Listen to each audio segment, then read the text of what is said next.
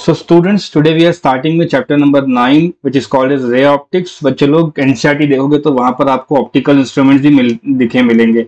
मैं ये optical instruments आप लोगों को पूरा रे ऑप्टिक्स के बाद अलग से एक टॉपिक बना के सिखा दूंगा। Right. So today is the first lecture. हम सबसे पहले बात कर लेते हैं कि ऑप्टिक्स में अपन को कितना कुछ पढ़ना है। तो देखो बच्चों, ऑप्टिक्स का एक सीधा सीधा मतलब होता है लाइट से रिलेटेड चीजों को पढ़ाया जा रहा है। तो अगर मैं बोलूं ऑप्टिक्स का मतलब, तो कहोगे sir optics is the study of light and its behavior. Study of light is simply called as optics. देखते हो ना वो चश्मे वाले की शॉप पे लिखा होता है optics and all. So optics वहीं से डिराइव्ड वर्ड है। Optics is generally study of light. ठीक है, anything related to light is known as optics. हमारे सिलेबस में बच्चों ऑप्टिक्स 2 बार पढ़ाया जाता है, देखना है सब लोग अच्छे से। एक बार बच्चे लोग इसको रे ऑप्टिक्स बोल रहे होगे आप लोग, रे है ना, जिसमें आपको एक स्ट्रेट लाइन से समझाया जाए कि लाइट रे की तरह चल रही होगी। 10th क्लास में यही आपका लाइट का एक नोशन होता है। ठीक है। और बच्चों रियल में जो लाइट चलकर जाती है वो होती है वेव की तरह, because light is a wave. तो उसका नाम पड़ जाएगा चैप्टर नंबर 10। ये दोनों के दोनों चैप्टर, सपोज इसको मैं बोल देता हूं chapter number 10, I can write chapter number 9। बच्चे लोग ये दोनों कलेक्टिवली ऑप्टिक्स कहलाते हैं, and these 2 chapters collectively is carrying weightage of 20% in your syllabus, 20% of 70 marks। मतलब कहने का है ये भी 7 मार्क्स का होगा। ठीक है। और वेव जब पढ़ाएंगे टीचर तो सर बताएंगे कि वेव के फॉर्म में लाइट चल रही होती है बच्चे लोग, ये भी 7 मार्क्स का होगा। इस पेज को लिखने की जरूरत नहीं है, बस चैप्टर इंट्रोड्यूस कर रहा हूं, समझ लो। हम पूरे चैप्टर में रे ऑप्टिक्स में लाइट को रे की तरह पढ़ेंगे, विच means that all the geometrical things जो आपने 10 तक पढ़ रखी हैं, angle of incidence, reflection, quadrilateral के अंदर या कोई भी ऐसी चीज जहां पे एंगल्स काम आते हैं, तो सारी की सारी ज्योमेट्री एप्लीकेबल होती है। तो रे ऑप्टिक्स का बच्चों दूसरा नाम भी होता है ज्योमेट्रिकल ऑप्टिक्स। जैसे हमारे स्कूल का नाम कुछ और होता है, घर का नाम टीनू मीनू होता है ना, वैसे ही बच्चों हमारे पास रे ऑप्टिक्स है और क्या है, ज्योमेट्रिकल ऑप्टिक्स है। और वेव ऑप्टिक्स को बच्चा लोग फिजिकल ऑप्टिक्स भी कहते हैं। Physical optics. रियल में लाइट बच्चों वेव की तरह चलती है, वो तो हम लोगों को ना एक सिंप्लीफाइड फॉर्म में बताने के लिए कि to travel from point A to point B light must be travelling like a ray, इसलिए वो रे को पढ़ा दिया जाता है ना। मोटा मोटा या अप्रोक्सीमेटली ऐसा काम कर रहा होगा रे, बट एक्चुअल में लाइट वेव की तरह चल रही होती है। You will study one more chapter बच्चों, जो चैप्टर नंबर 11 के नाम से आपके सिलेबस में आएगा, जो कुछ बच्चों के स्कूल में शुरू भी हो चुका होगा हमारे पास। उस चैप्टर का नाम होता है dual nature of matter and radiation. क्योंकि क्लास 11th में जब हम लोग थे और सर लोगों ने केमिस्ट्री में बताया होगा कि लाइट 2 तरीके से काम करता है, तो बोलोगे सर लाइट एक तरह से वेव की तरह भी चलता है, और डुअल नेचर में आपको बताया जाएगा कि लाइट ना बच्चों पार्टिकल की तरह भी काउंट किया जाता है। तो एक ही पेज पे इतना सब लिखने से मेरा आपका ये इंटेंशन नहीं कि कंफ्यूजन क्रिएट करूं। आप बस 3 बातों का याद रखो। We are starting with chapter, बोलो बच्चा लोग, ray optics, where we count light as a ray. What is a रे? आप बोल देना सर ये एक स्ट्रेट लाइन होता है जो रिप्रेजेंट करता है लाइट का पाथ। इज दिस क्लियर बच्चों? लेट्स मूव ऑन बच्चों। सबसे पहला काम अपन को कर लेना है कि रे एक्चुअल में क्या है उसी को पढ़ लेते हैं। ठीक है। तो मैंने यहाँ पे लिखा हुआ है बच्चों रे। 10th क्लास की नॉलेज बोलो क्या कहती है रे के बारे में? एनीबडी? बच्चा लोग, कोई ऐसी स्ट्रेट लाइन जो लाइट के पाथ को बता रही हो, स्ट्रेट लाइन रिप्रेजेंटिंग, ठीक है, the path travelled by light, the path travelled by, बोलो, path travel by light, which means that कहीं भी अगर स्ट्रेट लाइन बना के एरो बना दूंगा तो बच्चे लोग ये बता रहा है कि लाइट ए पॉइंट से बी पॉइंट पर जा रहा होगा। फिर अब बोलोगे सर ये बीम का मतलब क्या होता है? ध्यान रखना थोड़ा बहुत 10 टाइप का लगेगा ये, लेकिन अभी आधे घंटे की बात है, उसके बाद अपन लोग जंप कर देंगे अपने रेगुलर चैप्टर पे। व्हाट इज अ रे? एक सिंगल लाइन होगी तो रे बुलाओगे, और इसी के अगर बच्चों बंच लेकर आ जाए सर इस तरह से, दिख रहा है सबको? Just like your electric field chapter 1 में पढ़ा हुआ है मैंने। तो बंच ऑफ रेस को अपन क्या बोलेंगे? बोलो बच्चों, bunch of rays is known as beam of light. Is this clear? Now ये जो बीम है ये भी आपको दो टाइप से पढ़ाए जाएंगे। फर्स्ट ऑफ ऑल अपन ये देख लेते हैं कि टाइप्स ऑफ बीम क्या है ना। ये सारे नोट्स मिल जाएंगे क्लास के बाद, अभी पढ़ते चलिए, बहुत इजी पार्ट चल रहा है इसलिए मैं थोड़ा फास्ट जा रहा हूँ। ठीक है, तो यहाँ लिखा हुआ है मैंने टाइप्स ऑफ बीम। मुझे बताओ कितने टाइप के बीम सुने अपन ने आज तक 10th क्लास से? हेलो?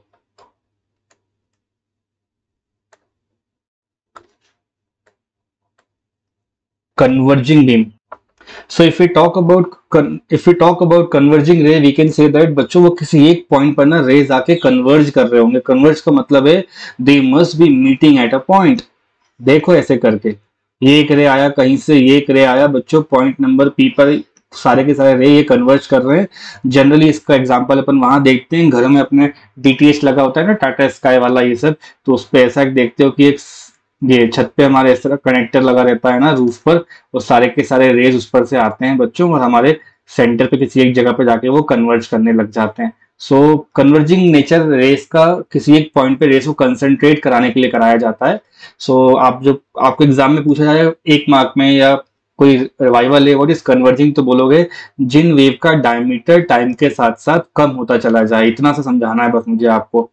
ठीक है, ये बीम दिख रहे हैं अपन को, तो एक हो जाएगा डायमीटर बच्चों D1, एक डायमीटर कितना हो जाएगा D2। आपको साफ साफ दिख रहा है D1 की वैल्यू ग्रेटर देन किसकी हो जाएगी, D2 की। तो सो ऐसा लिख सकते हैं when the diameter of, क्या लिखा है, beam decreases, comma, it is known as, हम क्या बुलाएंगे बच्चे लोग इसको, you'll call them as converging beam। इसको ऐसे भी समझा सकते हो कि when the rays are converges at a point, उसको भी अपन क्या बोलेंगे, कन्वर्जिंग बीम बोलेंगे। जल्दी बताओ डाइवर्जिंग का मतलब क्या हो जाएगा, इसका उल्टा बोल के बताओ बच्चों। तो सो एग्जैक्ट ऑपोजिट डायग्राम बन जाएगा बच्चों, किसी एक पॉइंट के सोर्स से या लाइट के सोर्स से आपको बोला जाएगा कि the light is travelling outward. हालांकि ये सारे के सारे डायरेक्शन में बना देंगे तो भी डाइवर्जिंग ही कहलाएगा। मतलब मान लो अगर मैंने इसको पूरा कंप्लीट कर दिया ना बच्चों ऐसे करके, बाहर की तरफ से कोई कैंडल जला दिया या कोई बल्ब या anything which is a point source, तो ये पॉइंट सोर्स से अगर लाइट निकलती है तो उसे भी हम क्या बोलते हैं बच्चा लोग, एक आउटवर्ड फॉर्म में जा रहे हैं। ये दोनों के दोनों एग्जाम्पल किसके कहला जाएंगे, बोलते जाइए, डाइवर्जिंग के। और अगर इसका डायमीटर के बारे में बात करेंगे तो कैसे बताओगे, बोलोगे सर स्टार्टिंग में इसका जो डायमीटर था और बाद में हमने इसका जो डायमीटर चेक करा वो क्या हो जाएगा हमारे पास, बोलो D1 लिखा है D2 लिखा है, तो यहाँ क्या हो जाएगा D1 लेस देन D2। सबको समझ में आ रहा है बच्चों? स्टूडेंट्स सेंटेंस बोलो, when the diameter of beam decreases, diameter of beam क्या कर जाएगा बच्चों लोग, डिक्रीज कर जाएगा। उस sorry diameter of beam decrease नहीं कर रहा है ना, बढ़ रहा है ना बच्चों, इंक्रीज कर जाएगा, तो क्या बोलोगे उसको, डाइवर्जिंग बीम। और बच्चों तीसरे फॉर्म की होती है जो स्टैंडर्ड होती है, जिनको अपन पैरेलल बीम कहते हैं, तो वो ऑलरेडी यहाँ पर बना हुआ है। जो डायग्राम सर ने पीछे वाले पेज बनाया था, it was explaining parallel beam. तो बच्चों फटाफट ना आप लोग लाइट के सोर्सेस के बारे में पढ़ लीजिए। ठीक है, सो कोई भी इंसान अगर लाइट एमिट करता है तो उसको लाइट का सोर्स बोलेंगे। एमिट करने का मतलब है या तो उसके पास खुद की लाइट होगी, या बर्निंग कैंडल बोल सकते हो, या बच्चे लोग बल्ब हो सकता है, सन भी हो सकता है। इस तरह की बॉडीज को ल्यूमिनियस कहते हैं, और जो लोग इसको रिफ्लेक्ट कर रहे होते हैं उनको नॉन ल्यूमिनियस कहते हैं। ठीक है, a body can be luminous और नॉन ल्यूमिनियस। तो मैं यहाँ बता देता हूँ बच्चों लोग, बॉडी, ये पूरा 10th क्लास की बातें चल रही हैं अभी तक भी। ल्यूमिनियस मतलब जिनके पास खुद की लाइट है, नॉन ल्यूमिनियस मतलब आपका टेबल फैन एनीथिंग जो लाइट को रिफ्लेक्ट करके हमारे पास भेजता है। ठीक है, विच, एक एक लाइन में खत्म कर रहा हूं मैं, विच डज नॉट हैव, बोलो, which does not have their own light. और यहां क्या हो जाएगा, दोस विच हैव, बच्चों ओन लाइट। ओके, सो बच्चों एक्चुअल में यहाँ से सिलेबस स्टार्ट कर रहा हूं मैं। इसको अपन बोलेंगे बच्चों लोग रिफ्लेक्शन। इसके लॉस वगैरह भी जानते हो, रिफ्लेक्शन है क्या इसके बारे में ही पढ़ते हैं। ठीक है, तो रिफ्लेक्शन बेसिकली क्या होता है, जब कभी आप किसी लाइट को किसी मीडियम के ऊपर भेजते हो ना, तो मान लो ये मीडियम हो गया, इसको एक तरफ से मैंने क्या करा, पॉलिश कर दिया बच्चों। ठीक है, पॉलिश कर देने से एक तरफ से वो क्या बन जाएगा, रिफ्लेक्टिंग बन जाएगा। क्या बनेगा, रिफ्लेक्टिंग। तो किसी भी सरफेस से ना आप सबसे पहले एक 90 डिग्री बनाएंगे और हमेशा सारे के सारे मेजरमेंट आप वहीं से लेंगे, तो उसका नाम पड़ेगा आज के बाद नॉर्मल, है ना। कॉन्सेप्ट क्लियर कर दीजिए। अगर किसी लाइट रे को अपन ने इस तरह गिराया है तो देयर आर टू पॉसिबिलिटी जो बच्चे कमिट करते हैं, या तो नॉर्मल से एंगल देख सकते हैं या तो हॉरिजॉन्टल से देख सकते हैं। यहाँ गलती हो जाती है बच्चों से। Always take the angle from the normal because that's the only thing which matters here. ठीक है, लाइट जब गिर रही होगी इसके पास तो ये हो जाएगी, इसका नाम क्या हो जाएगा, 10th क्लास की लैंग्वेज से बोलो, what it's being called, incident ray. और उतने ही एंगल से आपको ये रे वापस बाहर की तरफ जाती हुई दिखाई देगी। क्या नाम पड़ेगा बच्चे लोग इसका, reflected ray. So what is reflection, right? So we can define it very simply. When a light is made incident, when a light is made incident on a reflecting surface, comma लगा के लिख रहा हूं, it bounces back in the same medium. It bounces back in the, बोलो बच्चा लोग, in the same medium। और इसी फिनोमेना को अपन लोग क्या बोलते हैं, reflection. It is known as reflection. इसके लॉस वगैरह अपन ने पढ़ चुके हैं जूनियर क्लासेस में। नॉर्मल से बन रहा एंगल उसको इंसिडेंट बोलेंगे और यहाँ क्या हो जाएगा, एंगल ऑफ रिफ्लेक्शन। पूरी दुनिया जानती है 10th क्लास तक जो पढ़ चुके हैं, एंगल ऑफ इंसिडेंट बराबर कितना होता है बच्चे लोग, एंगल ऑफ रिफ्लेक्शन। तो इसी को समझाने के लिए कुछ लॉज है, लॉज में रिप्रेजेंट करूंगा, उसके बारे में आगे बताता चले जाऊंगा आप लोगों को। डाउट तो नहीं यहाँ तक किसी बच्चे को, देख लो एक बार। All right, some things you should note here as, बच्चों लाइट है ना, अभी अपन लोग जनरली एयर में पढ़ा रहा हूँ आप लोगों को। ठीक है, तो किसी किसी क्वेश्चन में ये इस्तेमाल हो जाएगा, तो लिख सकते हो स्पीड ऑफ लाइट जो इस्तेमाल करनी होगी अपन को, वो हो जाएगी बच्चों, मालूम होगा आप लोगों को, इसको सी से देखते हैं, और ये हो जाता है 3 × 10⁸ मीटर्स पर सेकेंड। रिफ्लेक्शन के साथ साथ लॉस भी यहीं पे खत्म कर लेते हैं। लॉस क्या कहते हैं इसके, तो लॉ नंबर 1 पूरी देश दुनिया के सब लोग जानते हैं कि लॉ नंबर 1 क्या होता है।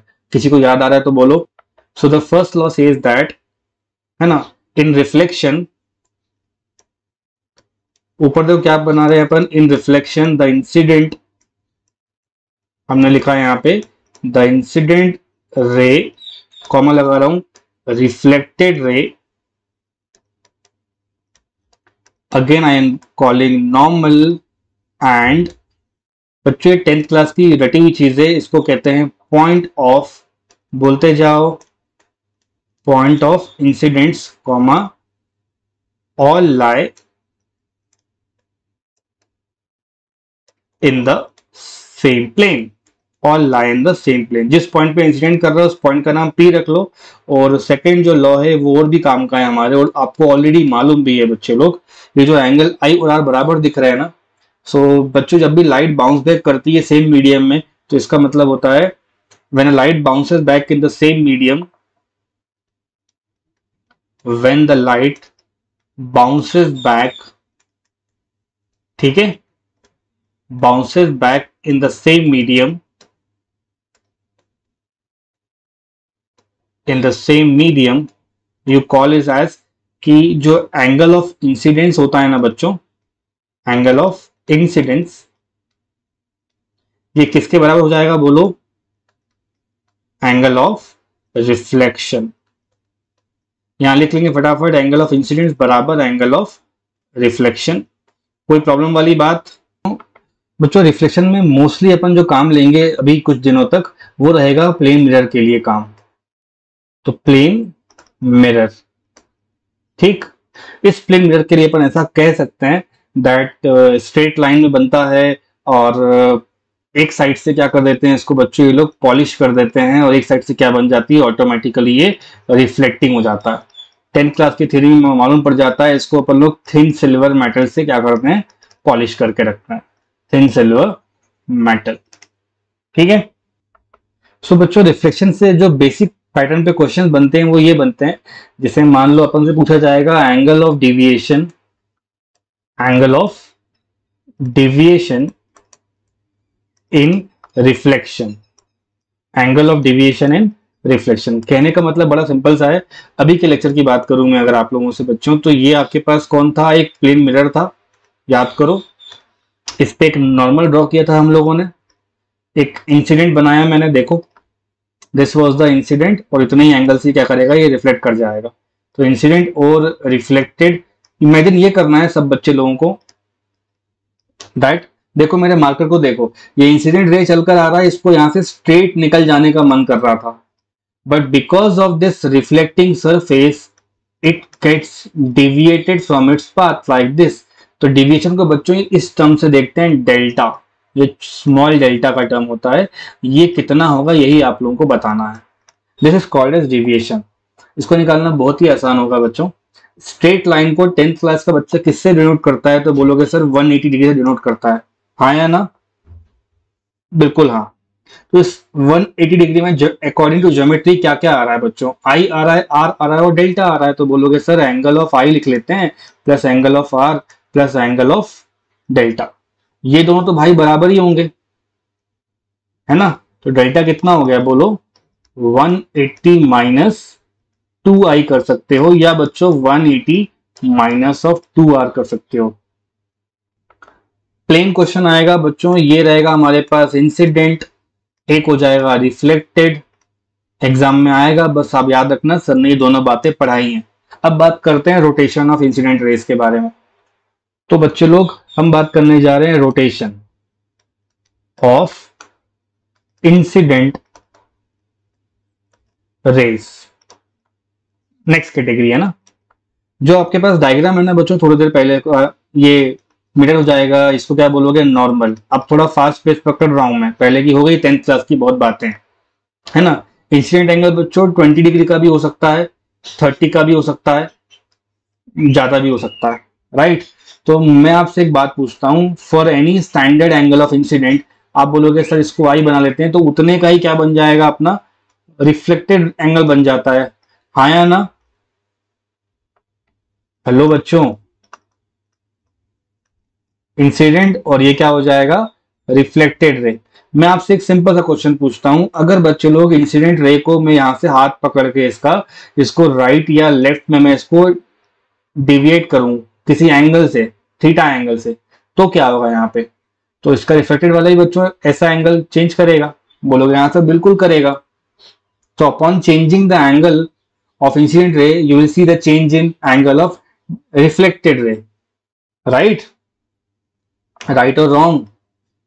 जब आप इसका एंगल बच्चों बढ़ाओगे तो आपको इसका एंगल से ज्यादा ही मिलेगा, आप बच्चे लोग इसका एंगल अगर कम करते हो तो आपको इसका एंगल कम ही मिलेगा, हाँ या ना। बोलोगे सर ये तो 10th क्लास की बातें चल रही हैं, तो बच्चों उसको समझते इस तरह से हैं कि अगर आपने इफ इंसिडेंट रेस में, है ना, अगर आपने इंसिडेंट रेस के साथ थीटा क्लॉकवाइज में घुमाया, ये सिंबल क्लॉकवाइज के लिए होगा, देन जो रिफ्लेक्टेड रहेगा, बच्चे लोग सोच समझ के बताना, उसमें उतने का ही चेंज क्लॉक में आएगा या एंटी क्लॉक में आएगा, सोच समझ के आंसर दो। It's very obvious and evident from the diagram itself कि अगर इसको आप सामने की तरफ बेंड करोगे तो बच्चे पीछे बेंड होगा, मतलब उतने का ही एंगल पीछे आएगा।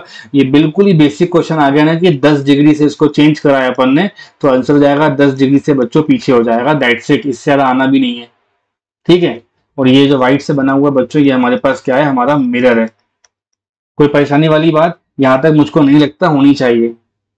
अब बात करने जा रहा हूं मैं आपके पास मिरर से रिलेटेड बच्चों, तो ये है टॉपिक जो आज की क्लास का यहां से आपको पढ़ना है अभी अच्छे से। इसका नाम हो जाएगा रोटेशन ऑफ मिरर। अब हम पूरे के पूरे मिरर को रोटेट करा देंगे। बच्चों आप लोगों ने छोटे जमाने में देखा, छोटे बोल रहा हूँ, पुराने जमाने में देखा होगा हम लोग के टाइम पे, जब वो मूवीज बनते थे तो उसके बैकग्राउंड में वो जो घोड़ा वो गाड़ी अपने आप बहुत तेज स्पीड दौड़ा करते थे। तो अभी तो सारा काम साइंटिफिकली और है ना ग्राफिक्स के थ्रू होता है। पहले के टाइम पे ये लोग इमेजेस को ही मतलब मिरर से रोटेट करते थे तो वो बहुत फास्ट जाता हुआ दिखाई देता था। आई शो यू कैसे होता है। ठीक है, क्या करना होगा बच्चों, हम लोग को सबसे पहले ये समझना होगा कि हमारे पास एक स्टैंडर्ड मिरर है। देखना सब ध्यान से, ये रहा बच्चों हमारा mirror. Give your utmost attention to this topic. ये मिरर, इसका नाम एम रख देते हैं। हर मिरर के पास बच्चे लोग खुद का एक नॉर्मल होता है जो उससे 90 डिग्री बनाता है। Is this clear? इस मिरर के ऊपर बच्चों एक इंसिडेंट रे हमने यहाँ पे फॉल कराई। तो बोलो सर ये इंसिडेंट कराएंगे तो रिफ्लेक्टेड ही मिलेगा आपको। जितना एंगल ऑफ इंसिडेंट है उतना ही क्या मिल जाएगा, एंगल ऑफ रिफ्लेक्टेड। सबसे पहले कौन आएगा, इंसिडेंट। नॉर्मल बनेगा, उसके बाद आप इंसिडेंट को मार्क करते हैं। ठीक है, this is your reflected ray जो फर्स्ट टाइम में मिल रही है। राइट बच्चों, नाउ मैंने क्या करा यहाँ से, the mirror from the point of incident has been rotated clockwise up to a certain degree angle theta। कहने का मतलब है मिरर को ही मैंने क्या कर दिया, पलटा दिया बच्चों ऐसे करके। Do you know what is going to happen now?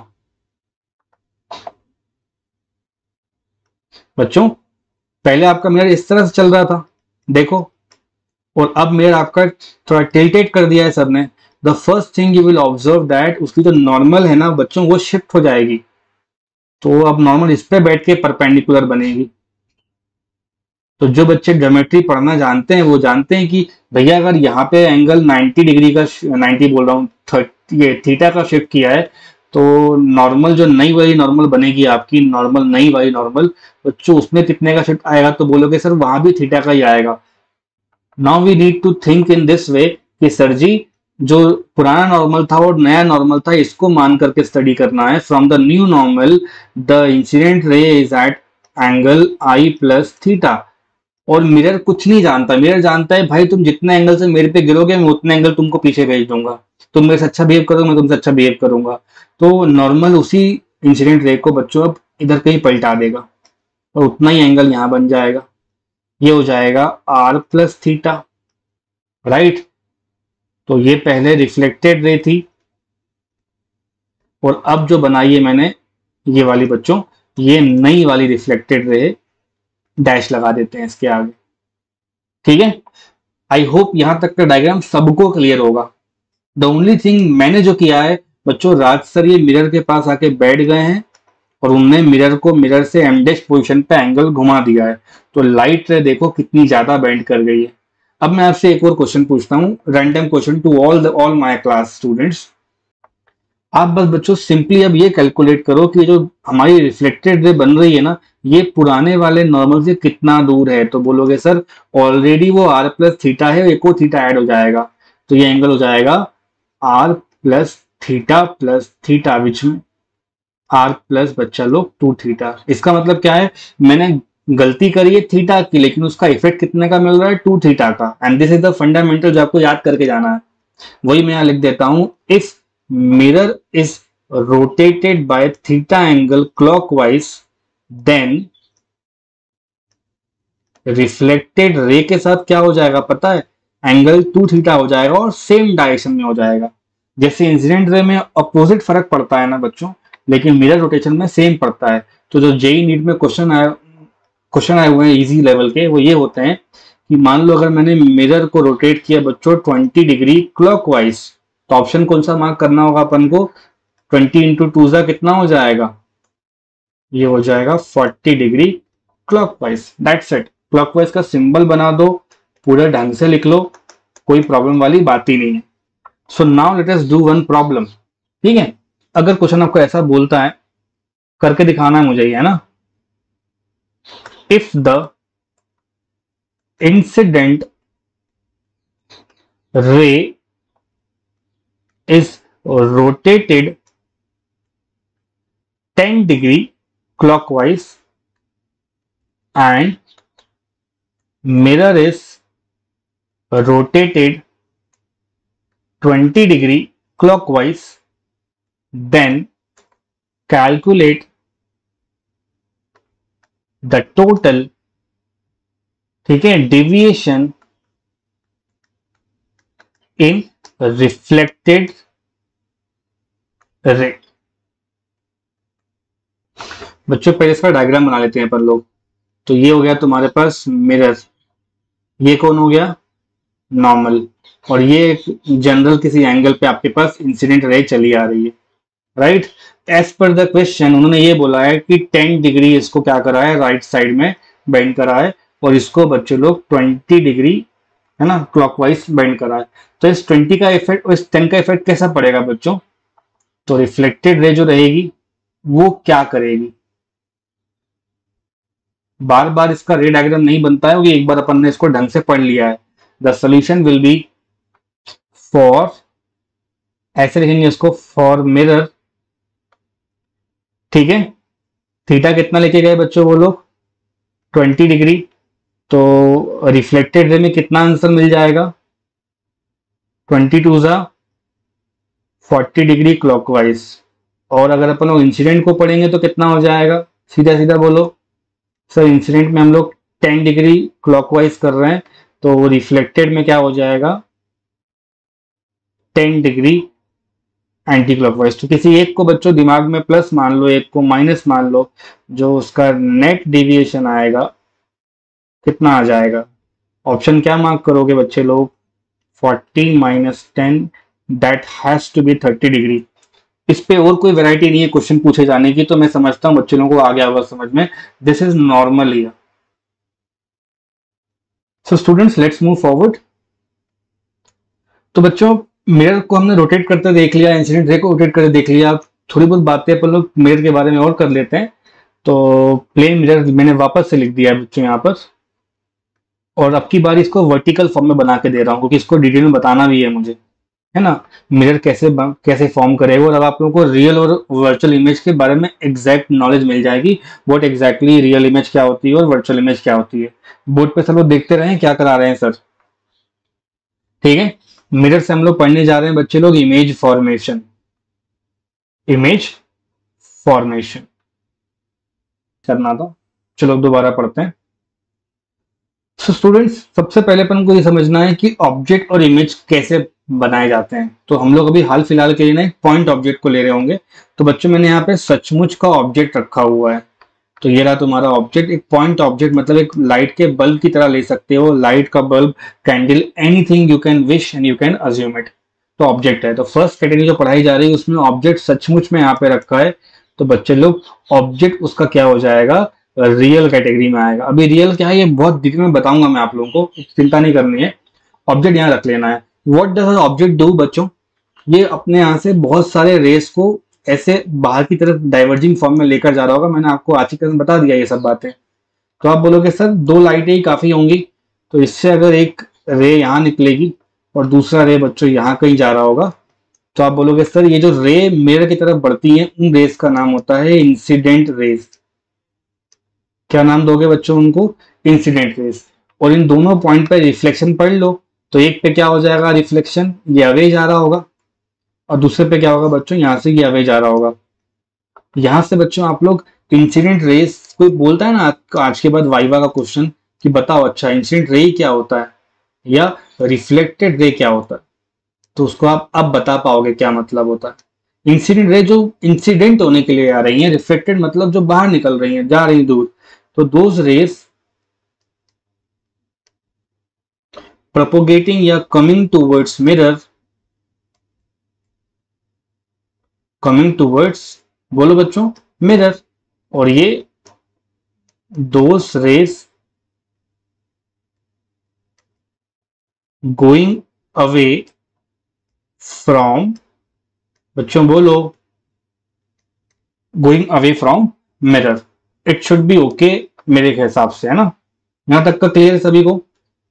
Now my simple question to all the people is, बच्चों इंसिडेंट रे आप लोगों को दिख रहा होगा, और ये है हमारे पास जो इससे रिफ्लेक्ट होके जा रही है, उनका नाम हो जाएगा reflected ray, reflected ray. 12th class, क्या रिफ्लेक्टेड रे दोनों के दोनों आपस में मिलने वाले हैं कभी जिंदगी में, देखो, will they ever meet? No. So you need to extend them backwards ऐसा अज्यूम करना रहेगा आपको कि भाई साहब ये यहाँ कहीं से निकल के जा रही होंगी। तो रिफ्लेक्टेड रे जहां टकराते हैं उसको कहते हैं इमेज, और इंसिडेंट रे जहां टकराते हैं उसको कहते हैं बच्चों ऑब्जेक्ट। ये आप रे ऑप्टिक्स के फंडामेंटल्स थोड़े इंप्रूव करिए। आज की बात कोई बच्चा आपसे पूछे, कोई बच्चा बोला कोई भी पर्सन टीचर आपसे पूछता है what do you mean by object, what do you mean by object, तो उसका एक वन लाइन आंसर होगा, ये टॉप पे लिख के दे रहा हूं मैं। ऑब्जेक्ट का क्या मतलब होता है, ऑब्जेक्ट से क्या निकलती है बच्चों, तो कहोगे सर इंसिडेंट रेज बाहर आते हैं, तो ये इसका मतलब होगा पॉइंट ऑफ, बोलो intersection of incident raise. And if somebody will ask you भाई साहब व्हाट इज इमेज, तो बोलोगे सर जी जहां पे ना रिफ्लेक्टेड रे मिल जाए, ये हम मान ले मिल रही होंगी, ये अज्यूम कर रहे हैं, तो ज्योमेट्री की लैंग्वेज में हो जाएगा इसका मतलब पॉइंट ऑफ, बोलो इंटरसेक्शन ऑफ, ये इंसिडेंट लिखा हुआ है तो इसका रिवर्स क्या हो जाएगा, रिफ्लेक्टेड रेज। तो बच्चों इस मिरर को देख के कोई बच्चा है यहाँ पे आसानी से कह सकता है कि सर जी जो ऑब्जेक्ट है वो सचमुच में यहाँ ऑब्जेक्ट है, तो ऑब्जेक्ट क्या हो जाएगा, बोलो रियल ऑब्जेक्ट है। और इमेज कैसी कहलाएगी, तो बोलोगे सर जी इमेज वर्चुअल है। आप अपने घर में मिरर के सामने खुद जाके खड़े होते हो तो आपको मिरर के अंदर एक इंसान दिखता है ना आपकी शक्ल का, वो कैसा होता है, वर्चुअल। और आप कैसे होते हैं बच्चों, रियल। बात समझ रहे हो, हमारी ह्यूमन आईज जो हैं वो रियल और वर्चुअल दोनों इमेज देख सकती हैं, तो वर्चुअल है ये इंसान। अंदर दिखता है ना अपन को मिरर के अंदर, मोबाइल कैमरे के अंदर दिखता है जो, तो वो फिजिकल मिरर के अंदर वर्चुअल इमेज होता है हमारा, और हम सामने खड़े होते हैं। तो प्लेन मिरर की एक और खूबी होती है कि when the object is real the image becomes virtual, when the object is real the image becomes virtual.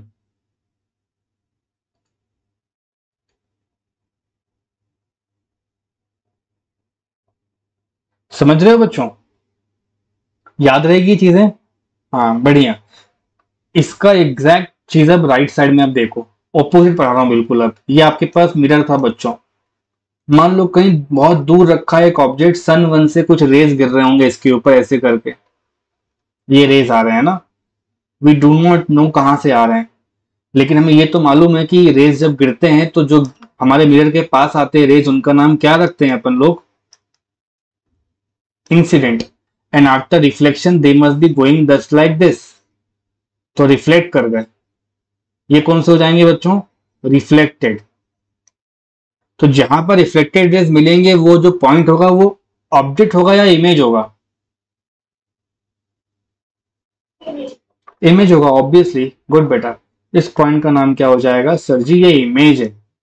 यहां मैं लिख देता हूं आई स्टैंड्स फॉर इमेज, और ये इमेज सचमुच में अच्छी अच्छी लाइन से मिलके बन रही है ना, इसलिए इमेज क्या कहलाएगी अब की बार बच्चों, इमेज यहाँ पे रियल हो जाएगी।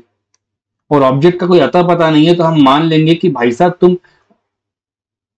तुम यहाँ पे वर्चुअली एक्सटेंड हो जाओ ऐसे करके, और ये इसको भी आगे एक्सटेंड करा लेते हैं ऐसे करके, और यहाँ आपका आ जाएगा ऑब्जेक्ट मीन्स ओ।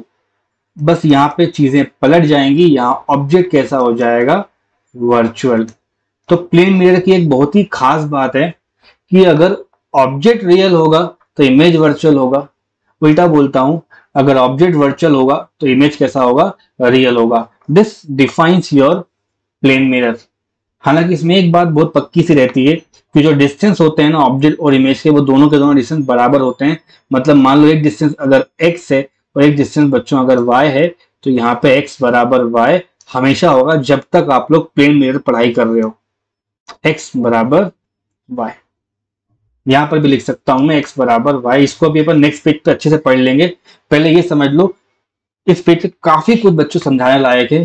जैसे ऑब्जेक्ट का डेफिनेशन आजकल याद कर लेना अपने बच्चों को, point of intersection of incident raise होता है, इमेज मतलब point of intersection of reflected raise होगा। जो इमेज मेरे मिरर की तरफ आएंगे उन्हें मैं इंसिडेंट बोलूंगा, जो मिरर से दूर जाएंगे उन्हें मैं रिफ्लेक्टेड बोलूंगा। प्लेन मिरर बेचारा एक ही काम कर सकता है, वो ये है कि अगर मैं रियल रहूंगा तो मेरी इमेज वर्चुअल आएगी, और अगर मैं वर्चुअल रहूंगा तो मेरी इमेज रियल आएगी। अगर मैं वर्चुअल रहूंगा तो मेरी इमेज कहाँ आएगी, रियल आएगी। ये जनरली आजकल देखते हो ना आप लोग, वर्चुअल कॉन्फ्रेंसिंग में इस्तेमाल करते हैं, वो किसी इंसान की इमेज ला देते हैं वो लोग कई सारी जगह से उसको प्रोजेक्ट करा करके, है ना, रियल में दिखने लगती है इमेज अपन को। तो इमेज क्या, ऑब्जेक्ट क्या अपना वर्चुअल है, इमेज कैसी हो जाएगी, रियल हो जाएगी। बच्चों ये मल्टीपल रिफ्लेक्शन के बाद मिलती है, तो ऐसा हल्ला मत करना कि सर ऑब्जेक्ट वर्चुअल कैसे हो रहा है। ये होता है बच्चों, ऑब्जेक्ट इस मिरर के रिस्पेक्ट में वर्चुअल है। ऐसा नहीं कि सही में सर भूत भूत पिशाच को लेके आगे सामने खड़ा कर दिया है।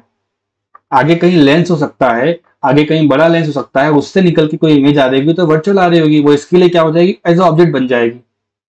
I know it seems little bit doubtful right now कि सर ने कैसे हवा में ये भूत पिशाच की तरह लिख दिया कि ऑब्जेक्ट वर्चुअल है। बच्चों ये इस मिरर के लिए ऑब्जेक्ट वर्चुअल है ना। जो आंखों से दिख रहे हैं अपन लोग घर में अपने मोबाइल लैपटॉप कंप्यूटर, वो तो रियल चीजें हैं ना। कोई इमेज अपन लैब में जाएंगे ना तो किसी लेंस से निकल कर आ रही होगी इमेज, वो ये कैच कर लेगा, एज ऑब्जेक्ट ट्रीट कर लेगा, तो उसके लिए ऑब्जेक्ट बच्चों वर्चुअल हो जाएगा। Am I clear? तो ये जो बेसिक डेफिनेशन है इनको क्लियर कर लेना आप लोग। डाउट बोलो मुझे है क्या बच्चों? Let assume that this is your mirror. एक second, this is our mirror, ठीक है, और ये आपके पास ऑब्जेक्ट था, ऑब्जेक्ट है ना ओ। इसका इमेज कहां बनेगा बच्चों, कोई बताएगा? If the object is at, हाँ, बिहाइंड द मिरर, यहां कहीं बनेगा इसका इमेज, ठीक है। ऑब्जेक्ट अगर सर ने गलती से रियल लिख दिया है तो इमेज कैसा हो जाएगा, तो बोलोगे सर पक्की बात है इमेज कैसा होगा, वर्चुअल होगा। तो यही पॉइंट बना के आपको लिखना है, when object is real comma image will be virtual, और बाजू में लिखना एंड वाइस वर्सा, ठीक है। सेकेंड पॉइंट, एक स्ट्रेट लाइन इमेजिनरी लगानी पड़ेगी अपन को, इमेजिनरी स्ट्रेट लाइन जो बच्चों मिरर से परपेंडिकुलर होगी और वो इन दोनों को क्रॉस करके जाएगी। तो लिखेंगे both object and image lies equal distance from plane mirror. बच्चे लोग ये प्लेन मिरर से इक्वल डिस्टेंस पर रहेगा, and lies on the same line, and lies on the same line. Is this clear? अगली क्लास में बच्चों ये ऑब्जेक्ट और इमेज जो दिख रहा है ना आपको, ये ऑब्जेक्ट सामने की तरफ मूव करेगा तो ये भी आपको आगे मूव करता हुआ दिखाई देगा। ऐसे अपन लोग बहुत ज्यादा अभी देखेंगे, लैब में एक्सपेरिमेंट्स है हमारे पास, रियल लाइफ में बहुत एग्जांपल्स होते हैं। आप लोग गाड़ी वगैरह चलाते हो तो उसके पीछे वाला जो मिरर होता है ना, आपने देखा होगा कॉन्वेक्स मिरर, उसमें अपन रियल व्यू देखते रहते हैं, कुछ बच्चे उसको निकाल घर में पटक देते हैं। तो वैसे ही बच्चों ये वही ऑब्जेक्ट की बात है, यहाँ पे इमेज की बात है। अगर मैं इसको रे डायग्राम कंप्लीट करूंगा तो यहाँ से रे ऐसे निकल जाएगी और इस वाले का रे बच्चों ऐसे निकल आएगा। इसको पीछे लेके जाएंगे तो यहाँ पे ये मिल रहे होंगे, and this line will be called as normal, ठीक है। नॉर्मल, हर जगह परपेंडिकुलर लाइन को नॉर्मली बुलाया जाता है। Third point, distance. ये आज की क्लास जहां एंड हो रही है, नेक्स्ट लेक्चर यहीं शुरू करूंगा मैं, मोशन कराऊंगा ऑब्जेक्ट इमेज का आप लोगों को। तो distance of object equals to, बोलो बच्चे लोग, डिस्टेंस ऑफ, ये मत भूलना कल के लेक्चर तक, डिस्टेंस ऑफ ऑब्जेक्ट बराबर क्या हो जाएगा यहाँ पे, distance of image. Is this clear students?